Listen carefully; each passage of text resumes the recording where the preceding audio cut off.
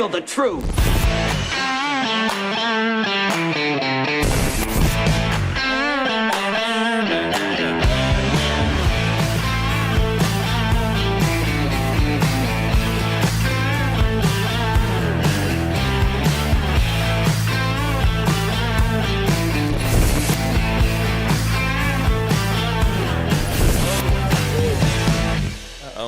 Job. Hey, I'm Jim Price. No, that's not. I'm Jim Price, the Jim Price Show Daily Update. Thank you guys so much for tuning in. Oh, the government told me what date it was. It's a big secret. Today is July 24th. It's a Friday, 2026. Well, guys, thank you so much for being a part of the show. No, the government doesn't talk to me because I don't talk to them, I guess. I don't know. Guys, I really still cannot figure this part out. I have... There was a time maybe when I felt like I was, in a bad relationship or whatever, and things weren't good, and I was not feeling secure about, things. Maybe I was like, hey, what are you doing? Hey, what are you doing? What's going on? And I probably was that way. I'd say, yeah, I was that way. I've heard people say things about themselves or other people. But I don't know why my government, what is it, because I don't want my government is why my government wants to know so much about me? Maybe that's what I got to understand here. Maybe it's because, maybe if I really love my government a lot, oh, government, I love you so much, government, come here and give me a big kiss. If I do that, will my government go away like, oh, I don't want to be around you, bro, you're too much? Huh. See, this is a problem that I have in this relationship that we've created, or I don't know where it begins or ends or who started it, but I will see that there are some major fallacies in our today's society that I can tie back to 400 years ago, 300 years ago, 150 years ago, 90 years ago, 80 years. I mean, there's all these, and then there are very specific times that I can see why it is that we are where we're at. But I will tell you, most of what has gotten us to where we are, like vaccines. You know why people want vaccines? Because they don't want to have the chicken pox. No, they want to be given a shot. They may do some other horrible things to them so they don't have to have the chicken pox. Well, because you might die of chicken pox, you're going to be more likely to die of the vaccine. But see, again, we can't have that conversation, right? Because, well, the government said so. But we want to shortcut our immune system's ability to handle itself, to take care of its own duties, to get in there and do its job. Too many times we're looking for that easy answer, and that's the laziness. And that's what government likes to do, is it likes to give us that easy. What is easy? Oh, this is the easy. Here's easy. You want some easy? Oh. Hey, we'll give you some education. It'll be great for you. All this education, it'll be free. Oh, no, we're going to not only do 8 years of education. Oh, we're going to do 12 years of it. Oh, no, you want more than that? You want to go for 16, right? You want to go 18 years of your life? If you're 18 of the 20 years you're alive, you want to go to... Yeah, we got free college, all for that. We got school for that too, yeah. See, the problem is, guys, is when we look around and we see what the government is creating in these educations and these HUDs and these foods programs and these, I should have said programs behind all of them. I just was saying the initial names of them. But all these other things that we have done in their infancy are amazing. But we've never gone back and pruned it back. We never went back and said, maybe we just need to abolish this, and then we need to create a better function going this direction because times will be a-changing. But this is about population, access to roads, access to areas of the country that used to be really not even horseback. You had to be a mountain climber to get into some areas of our country. And yet now there's people in wheelchairs going to Mount Everest. Ta-da! Nothing special, guys. Nothing special. If I could just pay somebody to drag my ass up to the Mount Everest and then drag my ass back down, is Mount Everest special anymore. But anyway, the idea is that when we started a lot of things, back when we started this country, if you wanted a bridge built, you would either go build the bridge yourself, you and a buddy, or just do it yourself because that's what you wanted and other people could use it because it was there. Or you could put together a bond issue, right? And you would have to put together a bond and you would have to then put money up to pay for your bridge. It was always through a community effort. You didn't vote that the whole goddamn state pays for the brand new stadium downtown wherever. You didn't get to, I think our school needs a $20 million wing put on the side of it, so this singular school district is going to go ahead and pull a $20 million loan that the state is on the hook for. Because the taxpayers are on the hook ultimately, right? Because one way or the other, we're going to take it out of your ass. You see, that's the problem is it's no longer you get to vote with your money, and that's why when we talk about voting with your money and voting in general, that you had to be a property owner. These were things that were essential in the idea that you had some skin in the game, and I will tell you, even as a father, as I have...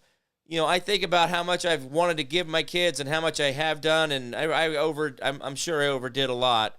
But the things that we earn, we tend to cherish more.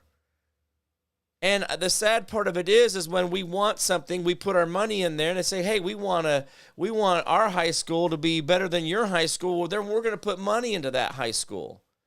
Or maybe we believe that locally we have an economy or such an ecosystem that people are able to go into trade work or into other higher educations just by interning with the doctor or with the dentist or with the veterinarian or whatever specialized thing it was. Instead of spending years just learning garbage, we could go ahead and move right into internships where kids spend 8 years from 12 and 13 or 15 years old, and they start there as an intern and they work their way into the point where they are proficient. But we don't tell kids about internship. We say go get hundreds of thousands of dollars worth of loans. Spend 20 some odd years of your life in a room not really learning anything and then going into your career and then starting out basically like an intern. Why don't we skip all this public education that has become the millstone around our neck and $9 trillion or $8 trillion or some huge trillion number that we have now in school debt? How about why just stop doing that? How about we turn high schools into straight trade schools? How about we turn middle schools into an internship farm where we're actually taking kids and we're putting them into trades or into different areas that they can go learn things from? Instead of sitting in a classroom and not letting them go out and play or be a part of the sunshine and the weather of the outdoors, no, sit here in this Phoenician slave style of education, be the good slave, the good chattel, the good goyim, just be here, pat you on the head, you got a gold star for the day, you did a good job obeying with these arbitrary rules that never mean anything to anybody. And by the way, Jimmy, this is going to go on your permanent record. You have been tardy more than 3 times, and you got to stay after school.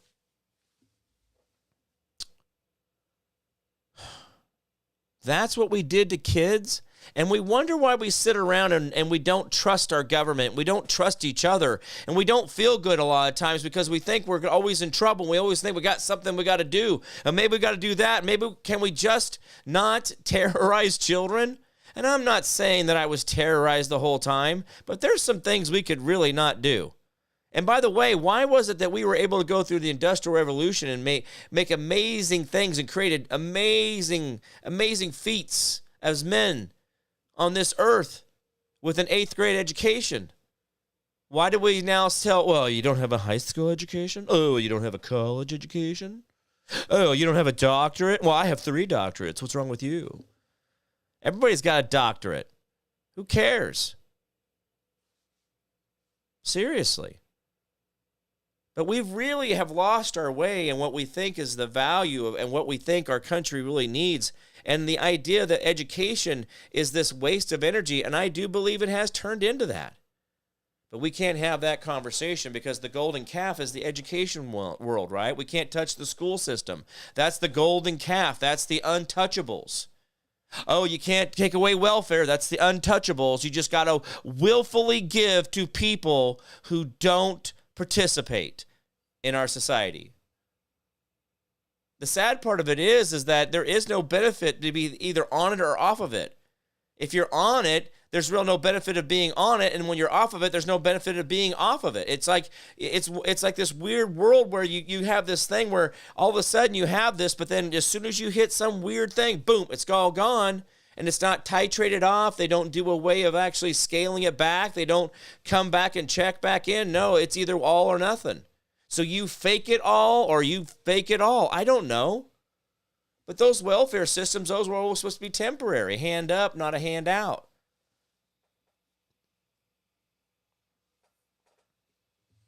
I just wish we could be able to talk about this stuff more often, but we can't have these conversations, can we? So, anyway, I was going through today's news, and there's some things on here that I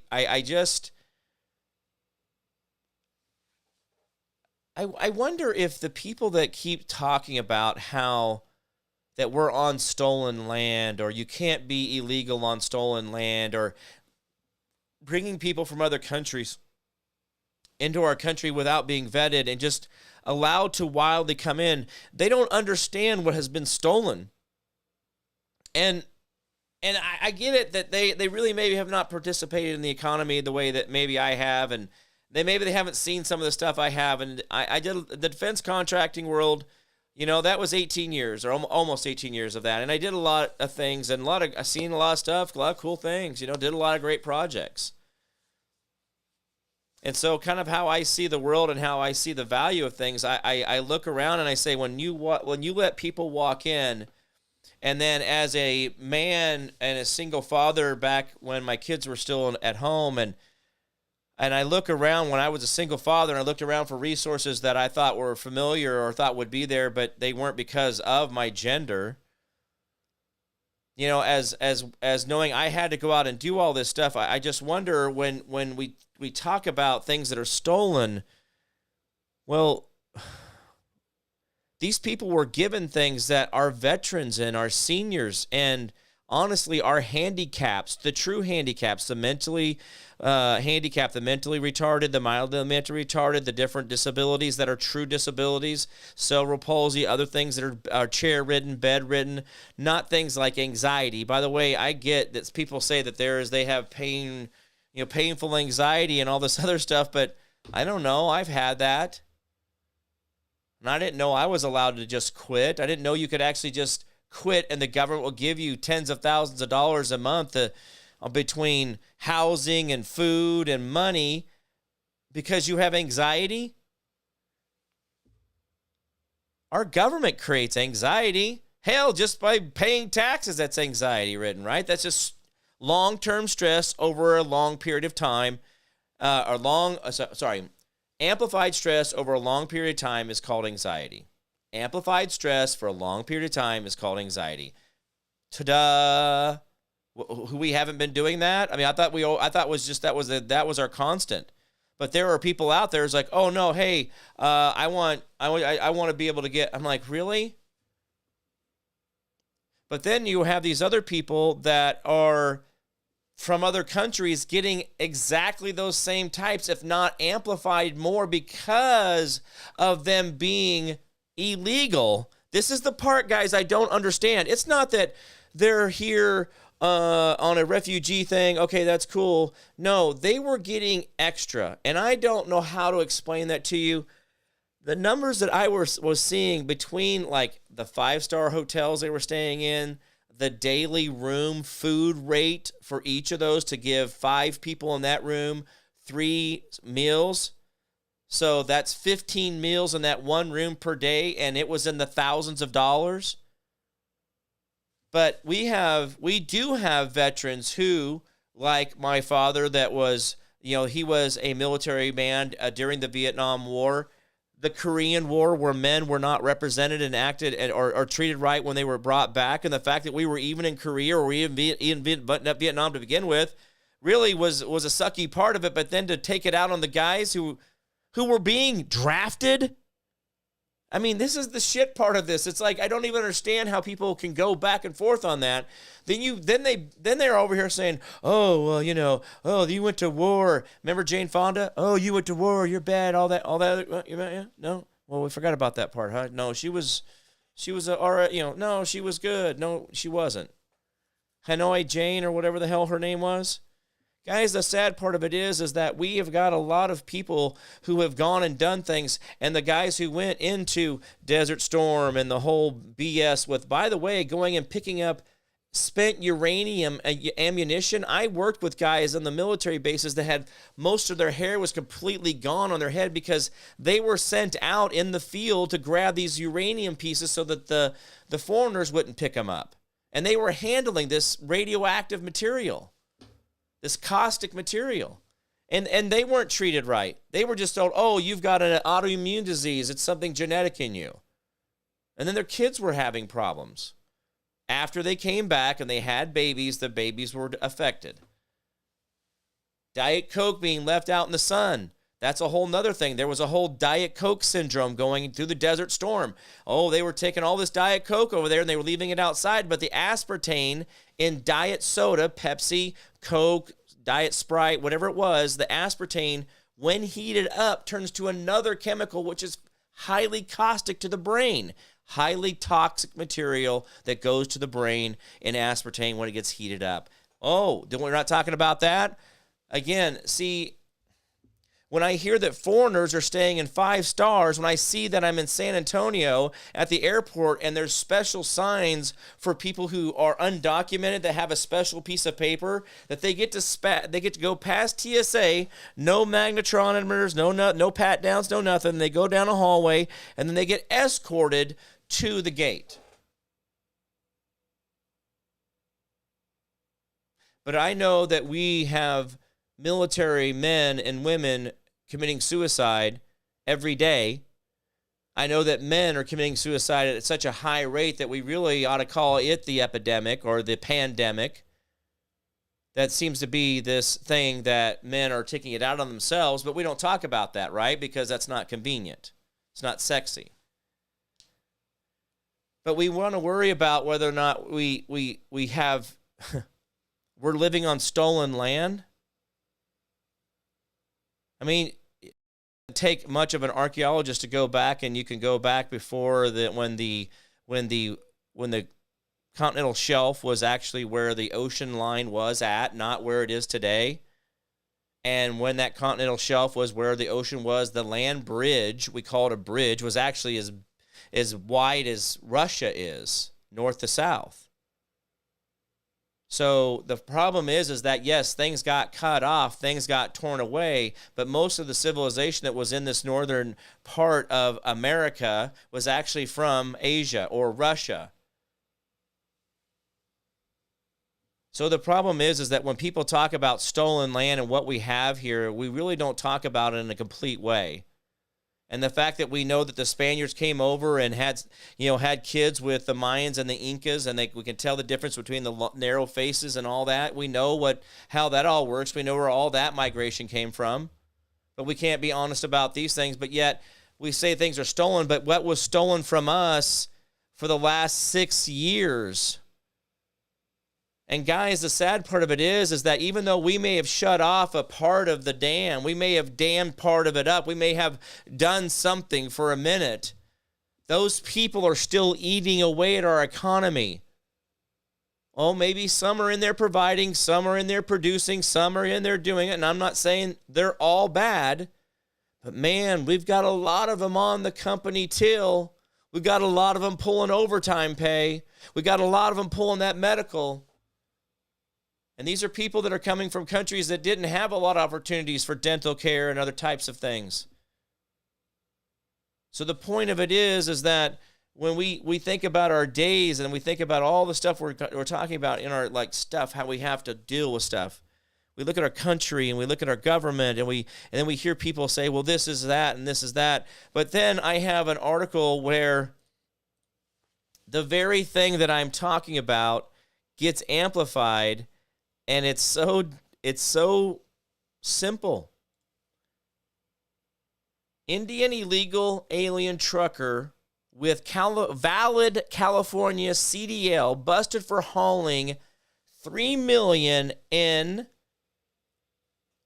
tungsten oxide powder. Now, I don't know if you know what tungsten oxide powder is, but it's because I've been around welding and those kind of things, and just being construction stuff, you do understand or learn a lot about different metals. But anyway, this dude is hauling off with $3 million worth of it. And he's an illegal, but he has a valid, and listen, this is the part that is not mathing. He's not allowed to be in our country as a whole, as a union, right? But California gave him a driver's license that says that he is allowed to drive on all American roads reciprocal to California's laws. So my problem is how can he have something that says he's legal to drive here, but yet he doesn't have anything that says he's legal to be here? And this is where the argument falls apart for me. It's like it just stops right there. Okay, he's not even supposed to be here. How can you have a legal driver's license? You cannot say this is okay for you to do this in our country if you're not even supposed to be in our country. Does that make sense to anybody? I mean, I just feel like sometimes it's like the arguments they give us, like, oh, nobody's illegal. It's like, you don't understand migration of the earth. Like, what are we talking about here? I don't understand that. And that, anyway, it just bothers me when I read articles like this. The suspect, identified as 31-year-old Deepak Kumar, was arrested in Greenfield, Indiana. It's a little bit away from California, after police tracked the trailer traveling westbound on 70. The truck was wanted in connection with a massive cargo theft reported in Pennsylvania on June 25th. July, that's about a month ago. Yeah, according to the Greenfield police, Kumar is suspected of using fraudulent documents to obtain 40,000 pounds of tungsten oxide powder, which is valued at just under $3 million. Don't worry about that. But if I remember right, there's certain things that certain metals like that can be used for nefarious reasons. You do certain metals in certain powder forms, and you do certain accelerants, and it's a bomb. So it's not that this is what this is. I'm not saying that's what this guy was talking about here. I'm not saying that. It's $3 million worth of somebody's powder. But if he got a hold of that, what's to say he's not trying to get a hold of other things? And again, that's not saying he is. Hey, he's a great guy. He just likes tungsten powder. He's the inside guy on the East Coast there running the tungsten powder ring out there, right? You guys know what I'm saying. So, Cindy Lou, good to see you. Thank you so much. She says taxation is theft. Absolutely. That's well, I don't know. I think we should be able to vote. Like I said, I was trying to get to kind of circle all back around that about what is stolen, but we used to just vote for what we wanted by buying bonds, buying school bonds, buying war bonds. If we go to the Captain America, the whole Captain America, is he does the whole, runs around and he's selling war bonds. Remember that? That was the whole premise behind the little twiggy guy getting the injection, becoming the big burly guy who's lives forever, can't be killed. Captain America. You remember the original one we just had? It was about 10, 15 years ago. I say not the original one because I think there was an original one. But anyway, everything has to be done over, right, Disney? Good job on that. But remember the entire premise behind why he was going around and selling war bonds. When you buy bonds, you're buying bullets for your buddies, right? You're buying bullets when you buy bonds. And he would go around, and they said that, oh yeah, when you show up, it's a 200% increase in war bonds in that area. And thing is, it was voluntary. If you wanted to say, hey, yeah, Sally, make sure and put $5 in my check towards the war bond, and that way we contribute to the war every week, or however they used to speak back then. I guess, as far as I can understand, all movies and everybody used to speak like Mickey Mouse 100 years ago. So I don't know what we did. Somewhere along the line, I don't talk like this, I guess. Well, I don't know if they were more nasally. Maybe they were. I don't know. Maybe they were. Maybe they were dinosaurs. Who knows? Could be anything. I'm just kidding. But this. Okay, so this is the kind of stuff, the behavior where it's like, so this guy can come into our country. He can steal stuff in our country. We have taxation going to paying for this dude. Here's the problem. How do we know this dude isn't already collecting welfare under another ID? We don't know what else he's connected to. We don't know what else he has access to. And that's the other part. You know, there's the whole idea of like the state of Kansas losing $1.5 billion to Nigerian hackers during COVID. Yeah. 22,000 individual accounts were created and falsely, and yet the state of Kansas paid out $1.5 billion. So good job on that, Kansas. Way to hold down that fort. I don't get that. I guess it's okay. Whatever. That money, that's so long ago. That was what? Yeah. And we talk about the accountability of things, but when do we ever see it, right? We always talk about it, but the flash in the pan. Oh, so-and-so was arrested in DUI, driving wrong way on the freeway. Oh, my gosh, that's the headline, not that we're, propping up failed programs with fake money and paying out to people through fraudulent accounts. We're not doing that. Don't worry about that part. Worry about one of our senators or legislators getting a DUI. Let's worry about that's the big headline. That hits the records that's on the nightly news for 2 weeks local, right? That way we don't pay attention or look at anything else. But see, again, if we were voting with our money, meaning that we bought the bonds, see, they didn't get to make the budget. They get, it's $22 trillion this year. Just tax them. Hey, give us $22 trillion. You owe it to us, America. Oh, you don't have it? Well, just go borrow it. You guys are good for it. If the only way that they could run the government is whether we bought bonds, do you guys see what I'm saying there? Like, if their legislators are, like here in Kansas, they're up there in Topeka, and they go up there twice a year. They do three in the spring and 3 in the fall, or however many days they can drag it out to get some extra pay out of it and contribute to the retirement. It's a big retirement farm is really what it turns into up there. Anyway,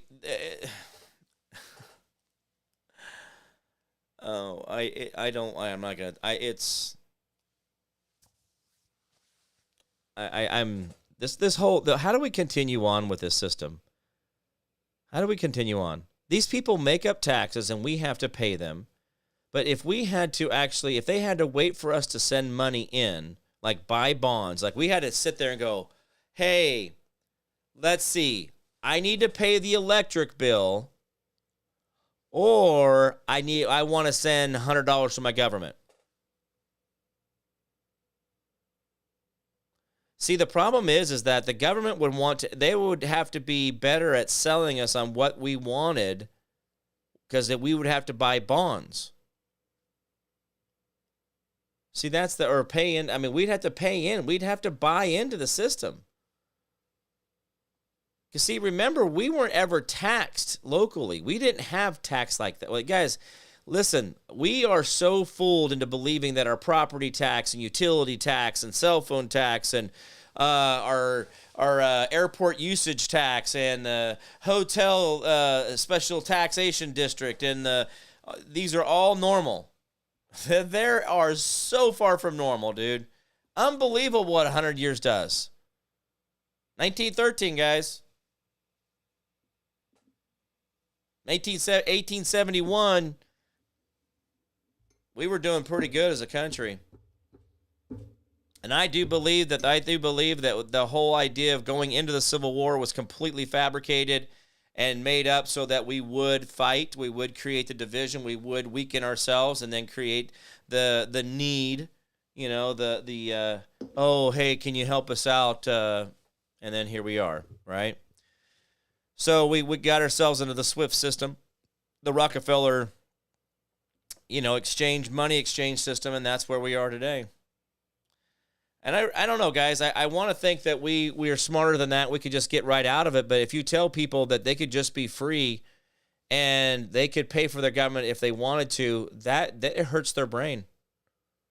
They cannot believe that the government can be ran off of tariffs alone. And that's how we did it. Go to New York City. Go to the original White House where George sat in New York on Wall Street across from the New York Stock Exchange. So here's the building, you're looking at the New York Stock Exchange. So if you look at the New York Stock Exchange, it's going to be kind of, if you're square with it, it's going to be to your left over here. Wall Street's going like this, where the Dutch had a wall to keep the Indians out, and it was down the middle of that road. And now you can still see the square post in the road. But if you go up into the Capitol building there and you walk in and you can see the wear on the stones and the going up there, and then you could go into the main rotunda there and you can see that where the boots had drug along where the tax was brought in. And down in the basement, they had a vault that they couldn't close the doors because they had so much money. They had so much gold that they could not close the doors on the coffers of the government. How crazy is that? That sounds ludicrous. You can see the stone is worn where the cages were mounted, where they would bring their tariffs up to pay tariffs. But yet, that was more money than our government needed. But yet today, tariffs and taxes and penalties and fees and all these things are not enough for our government. They have to go borrow from a fictitious entity and tell us that we got to pay interest on that because, by God, it's for your safety. Now, we've got ourselves in a bit of a pickle with the whole military complex that we've got on our shoulders. We've become such a military-heavy country. How else do we live except for continuing to prop that up? It's crazy, isn't it?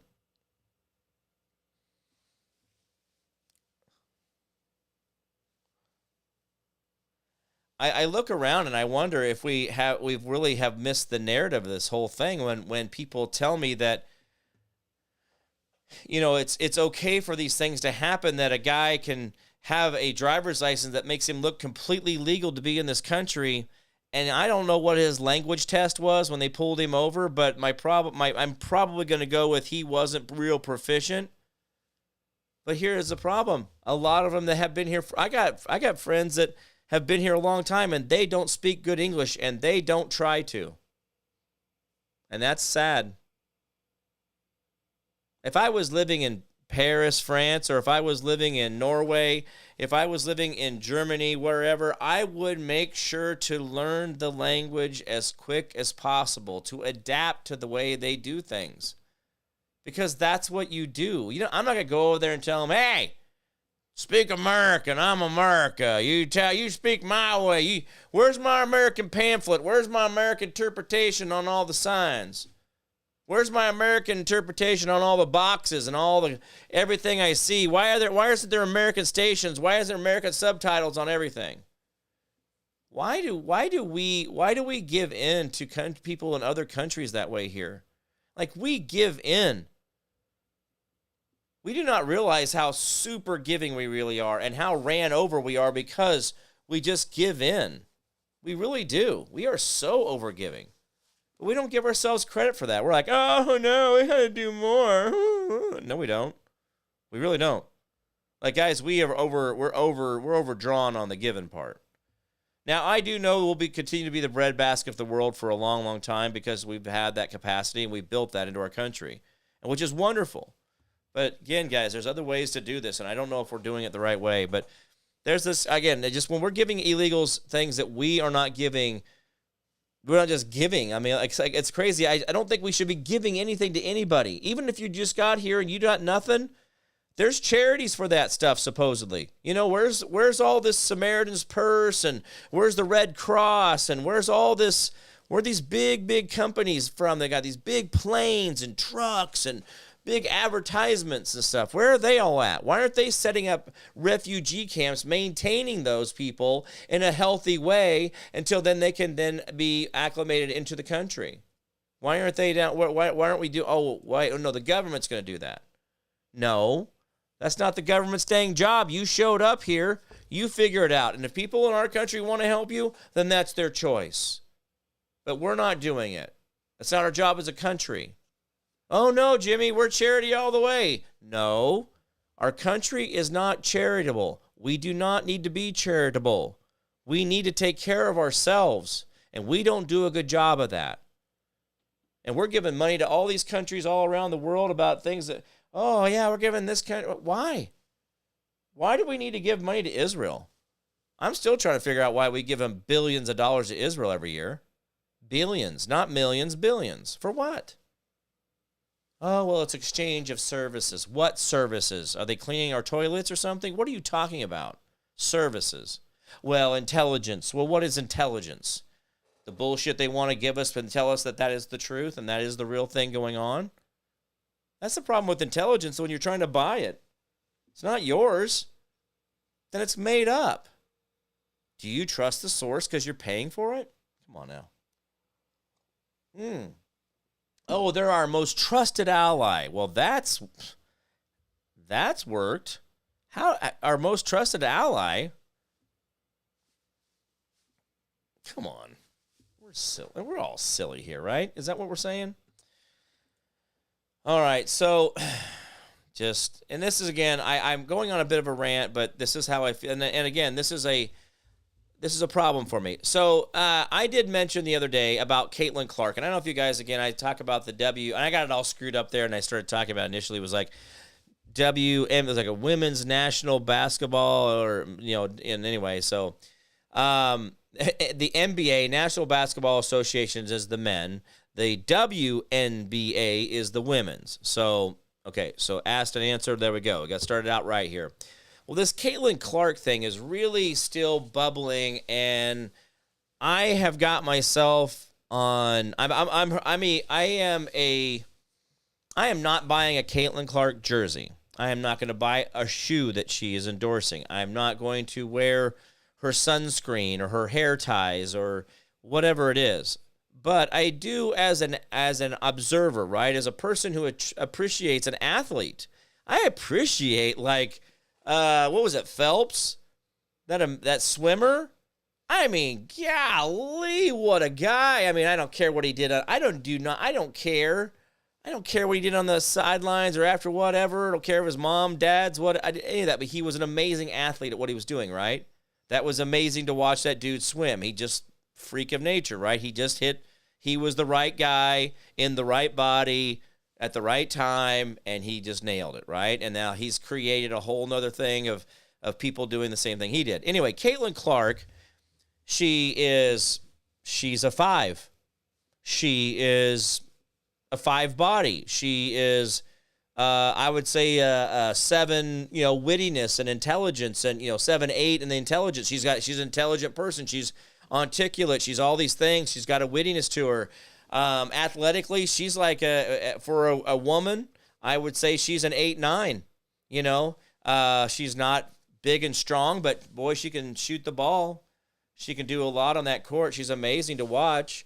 And for the size of her, now here's the extent, like athletic, like these are attributes. I'm just making them up as I go along. I have no idea what I'm talking about. I have no factual thing to back any of that up, but just as my opine, okay?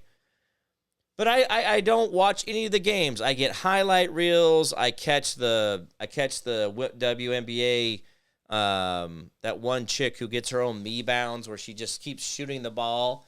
and catching it and shooting it back and shooting it back and shooting it back. She gets like 3 or 4 rebounds out of her one shot that she makes. And sometimes she doesn't even make that after about 2 or 3 rebounds. Well, anyway, the Caitlin Clark part of it, I appreciate the talent that she has brought out and showed, hey, these are the capabilities and how far you really can go. But what happens is I do believe we're seeing something be really exposed, a mirror really being shined, a real light, a mirror with a light to just burn right on there, and everybody's getting the reflection and it's just too much. But Caitlin Clark is getting abused. And I don't know. I don't care what she's got between her legs, what color her skin is, or what she does in her bedroom. I don't give a crap. But to see what has happened, I'd be like, oh, dude, that's no. Even if I wasn't like, she's not my team. I support the Wizards, or the Hoogly Booglies. I'm this person over here, and she's an opponent of my team or something like that. That's not. It wouldn't matter. Everything you're seeing is going on, but my problem with it is that how it is allowed to continue to happen, and this is a woman's movement. This is a woman's group. And then they voted her. She has broken rookie year, single game, different, like, she's broken so many things. Rebounds, three-pointers, the triple thing where you get the triple-double. You got 10, 10, and 10. She's done all these amazing things, and they voted her 11th point guard. The 11th most talented point guard in the league. Or guard, whatever her position is. Guys, I thought that, and I'm going to step on a toe or two here, but hey, girls, I thought the women did it better. I thought women were compassionate. I thought women were lifting each other up. I thought women treated each other like queens, right? We're all queens. Everybody's a queen. But here it is, women at the peak of as far as a woman will ever go in basketball. And the fact that there's a professional league at all is only because the men have subsidized it since its inception. They brought about the league. The men's league said, hey, we will give you so many million every year, and you guys can keep your own revenue, whatever you create, that's on you, but we're going to give you enough to operate. This organization is all women. It's a woman commissioner. It is women coaches. It is women players. It's women refs. And yet Caitlin Clark looks like she's at a street brawl. She's out on a basketball court, and it's okay to throw a little bit. It's a rough game. And so when I see this happening, I see this going on, I just wonder, like, what happened to the women being those compassionates, right? The ones that are out there loving. Yeah, they're going to play tough, but they're not going to throw the extra. They're not going to be mean. And I don't know if this is going to, I hope this is somehow corrected in some way, but Caitlin Clark, I like watching her because she shoots from the middle of the court and just drains them. She knows how to handle the ball. She is very good. I think she handles the ball in a professional manner with skill. I think she's better than most NBA players. I think she does a great job with her dribble, her back, the whole thing. I enjoy watching her for that. Now, does she make the other girls look like they're children? Yes. And maybe there's some problem with that. Maybe she does make them freeze, and then she can step back and just drain them like she wants to. Maybe that does embarrass them, and maybe their egos are not okay with that. Maybe they haven't been embarrassed before. I don't know. But the idea of how much abuse she takes is really, I want to get back to, this is a woman's league. And why is it that this is okay to happen? I thought this is your guys', nobody else is in there. It's not a co-ed thing. It's not And yet here this is happening. So again, I'm curious where this will go. I hope that there's a corrective to this. But again, are we learning something here? Why is it that this WNBA is so blind? And even the commissioner talks about, well, these are all just part of the game. It's part of the standard. This lady's like blonde, white lady talking about this is standard. This is standard basketball. This is how the game is played. I'm like, if I'm getting roughed up like that, I'm not doing it. I'm not going to, I'm not saying I want to be a quitter, but god dang, I've seen her get hooked. But here's what I will tell you. I'll give you something else here. Sophie Cunningham is, I'm just telling you guys right now, if you happen to know how to get me an introduction to Sophie Cunningham in any way, get her on the show. If you happen to have a connection, love to have her on the show, okay? I'd probably be a little giddy. About it because she is actually very good about controlling her nervous system. The way that she handles stress, the way that she handles when other people are just losing it. And I'm not talking like they're over there and you got time to adjust and you're like, okay, I'm not going to act like this. You can see she's like, okay, no, I got this. No, I got this. She's like, okay. She's not doing that. She's just doing it. She's just, and then she did the whole thing. I'm like, the nervous regulation that she has in that alone is impressive, and it's something to behold. And I want you to know that we all should watch how she handles things, because that is the regulation that she has is brilliant. But what it points out is that how she has to be so calm while others are allowed to act in any way they want to and abuse any way they want to. But yet, now Sophie got into the limelight here because all of a sudden, she's not taking it, right? She's standing up for Caitlin because Caitlin is getting roughed up. Well, now the problem is Caitlin's getting technicals, and then a technical will then get you kicked out of a game or suspended, which you get no pay for that game, and they actually take your money. So again, this is a kind of a big deal, and so this whole thing, but I just want to ask the question, is like, if there was a moment where our society has something that's starting to have a little bit of popularity and someone with a little bit of talent gets into it, don't you think that we would want to then start to really try to act our best? Really be the professional basketball players that really are, we're getting here, but we're not going to get the extra eye poke in. We're not going to do the extra fist to the throat. We're not going to do those little things, right? We're not going to be children about this. We're going to play above board because now people are watching. There is a replay. And like LeBron James, I've never understood that guy. He's going to the Philadelphia 76ers. I don't know why, and who cares? I don't care about the NBA, but boy, oh boy, it's a big dang deal. But I have never seen so many people, well, excuse that, hold on.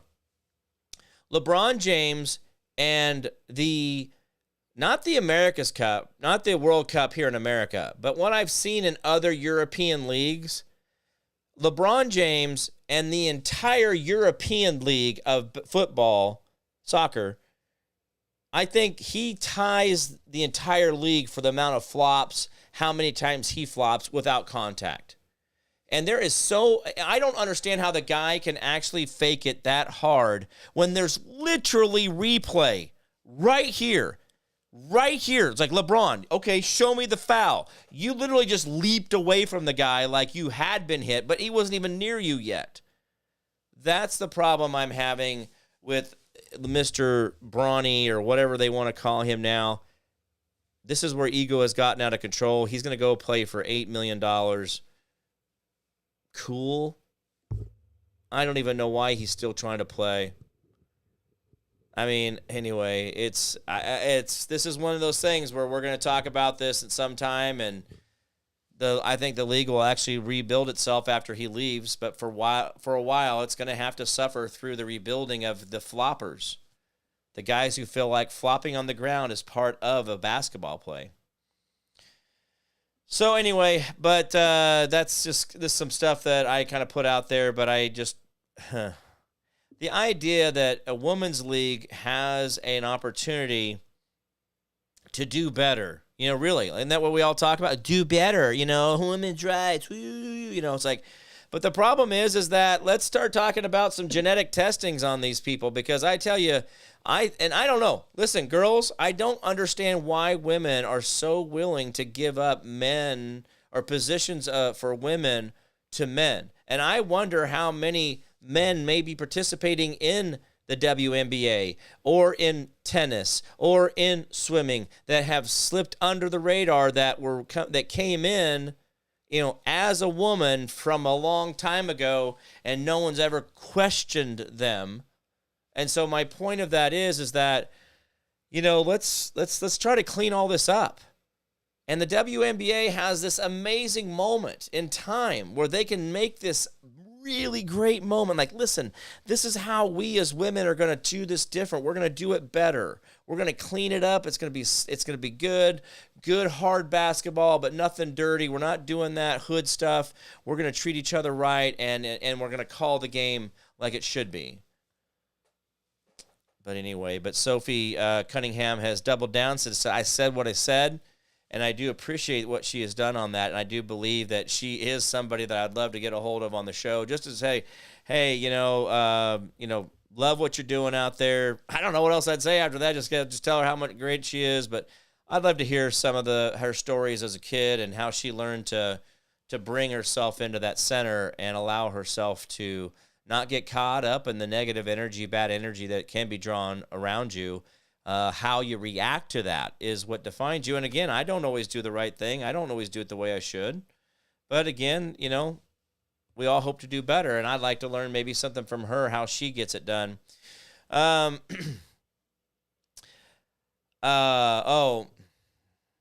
don't want to go down that path on that one. I'm going to see what this one says here. Let's see here. Chief Judge James Boasberg. Remember Boasberg? He was part of the Trump stuff. U.S. District Court for the District of Columbia has issued a temporary stay blocking the Trump administration's State Department policy for restricted visas for foreign nationals involved in efforts to censor Americans online. Now, wait.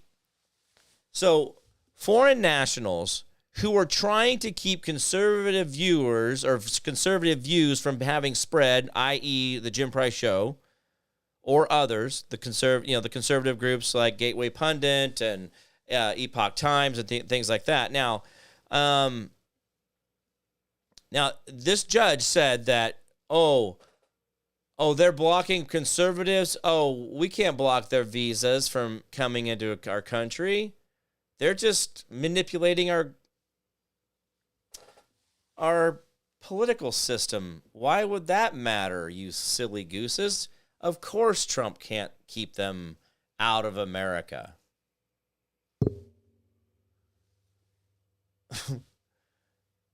I don't know when you get to do that. I don't know. I guess you get to the point. Well, judges are not. You can't fire judges, right? They have to be impeached,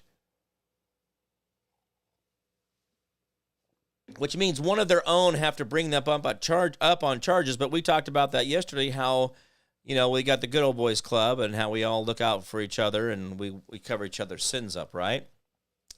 Boasberg issued the sweeping 58-page. Holy crap. 58 pages. I've talked about this on the show before. 58 pages? You're typing like, that's a lot. Anyway, on July 14th, citing that the Coalition of Independent Technology Research and the CITR, which represents leftist researchers, the fact-checkers, nonprofit activists. Oh, gosh, this guy. All right, so this is what we do, guys. We go to our judges because they're our gods. Oh, thank you, Judge, for telling me how I shall breathe. Oh, thank you. You're the bestest.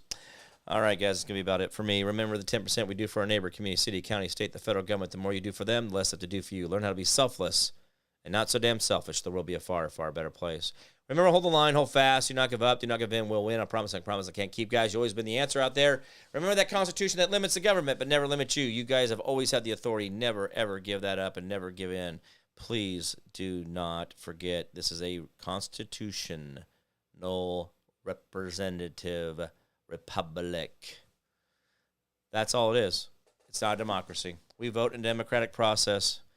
Learn, guys. The more you learn the game, the easier it gets. The problem is a lot of these bastards out here learned the game way, way long time ago, way when they were a child.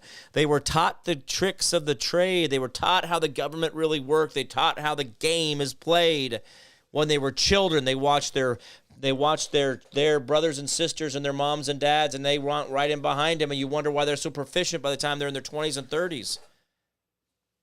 They've been in their internship for decades before you ever get out of your before they're still in an internship before you get out of your booger picking stage. I wanted to say that so bad, and I couldn't get it out. Oh, my gosh. All right, I'm going to stop. Anyway, guys, they know what the system is. You better hurry up and learn it because they don't care whether you know the rules or not. They're just going to rule against you. Remember, the law, right? The whole lawyer thing, your ignorance of the law is not a defense. I'm Jim Price, the Jim Price Show Daily Update. You guys all be good to each other out there, and I'll see you guys on Monday. Bye-bye.